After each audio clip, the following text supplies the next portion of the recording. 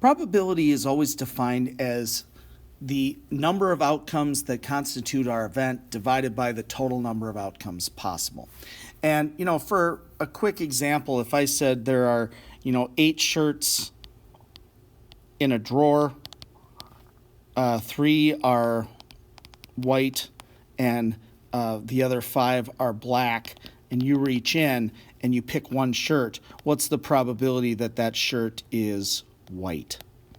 And you'd say, okay, well, there are 8 total shirts and 3 of them are white, so that's the probability that I reach in and grab a white shirt. If I said, what's the probability it's black, you'd say, okay, well, that's 8 outcomes and 5. And any other color, of course, would be 0. If I said, what's the probability it was red? Well, there are no reds, so that would be 0 out of 8. And oftentimes these outcomes are really easy to count because it's kind of given to us. But I wanted to talk about times when those events are a little bit harder to come up with. And let's talk about this example. Let's say you had a closet. I think they call that a capsule wardrobe where everything kind of goes together. But let's say you had 5 neutral colored shirts, 4 pants that those shirts would go with, 6 pair of socks that go with everything, and 2 belts that can be worn. And I want to say, well, how many outfits can you make? Now, one way that people sometimes think about this is they start to think, okay, I've got 5 shirts. Okay? And every shirt can be paired with 4 pants.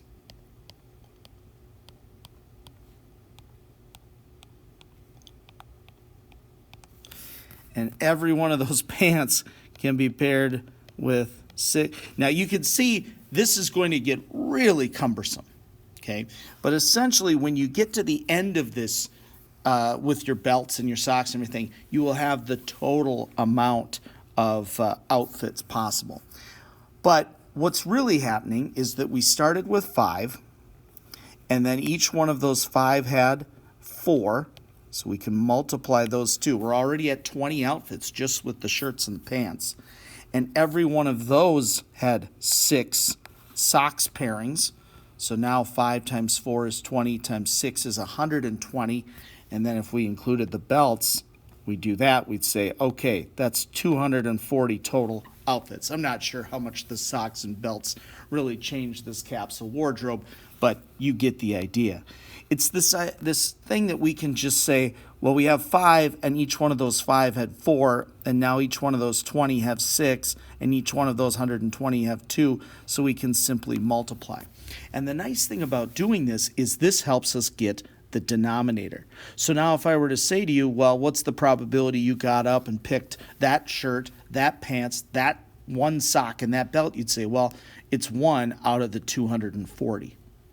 And if I, kind of increase this and I said, well, what's the probability it was one of these 2 shirts? So now you look at, it's either one of these, and you could say, well, if it's the 2 shirts times 4 times 6 times 2, that could get me the numerator up here. So being able to count the total outcomes quickly when it's not a small number or a provided space like my example with the white and black socks, or shirts, makes this really, really nice. Let's do one more.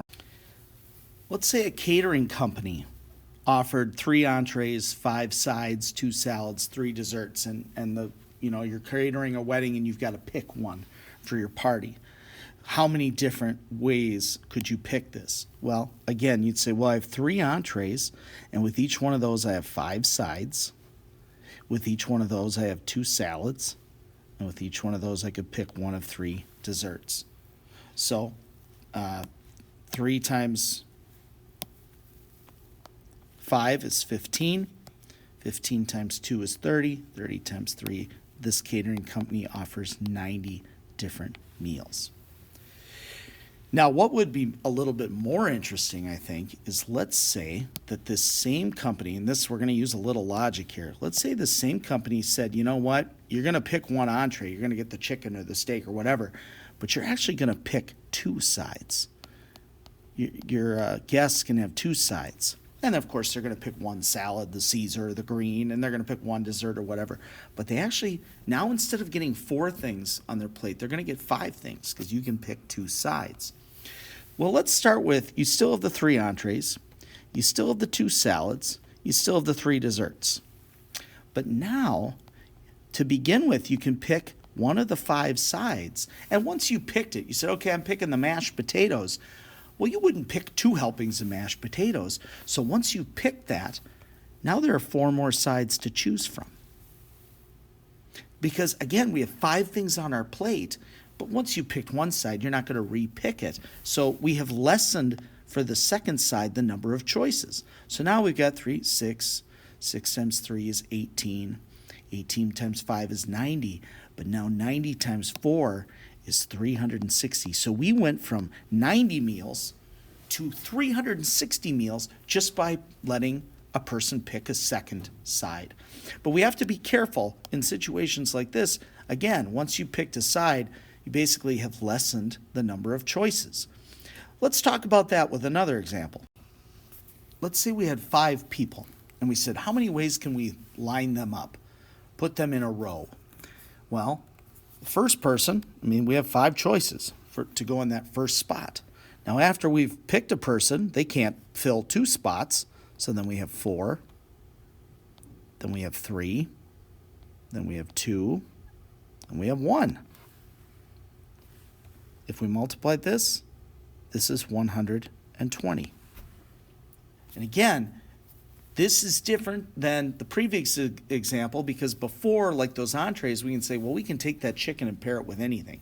Well, here, once Bob has been picked for the first spot, he can't be picked to be in the second spot. We have less choices. Okay? Well, now, let's say we had 10 people, but we're going to line up, again, 5 of them. All right, so we were going to put them in a row, and we said, well, we only have 5 seats. Well, to begin with, we had 10 spots, then we had 9 people left, then we had 8 people left, then we had 7, then we had 6, and we'd multiply that together. So we have to be careful when we're counting about, if something is picked, can it be picked again?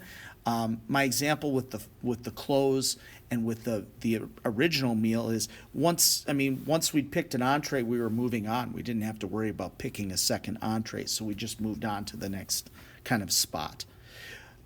This is called, right here, this idea that we just start at 5 and multiply down. This is called a factorial, sometimes written like this, where we just multiply all the way down to 1. This is a little different because, of course, it looks like it's 10 factorial, but we stop. I just realized I wrote 5. I should have written 6. We stop at 6.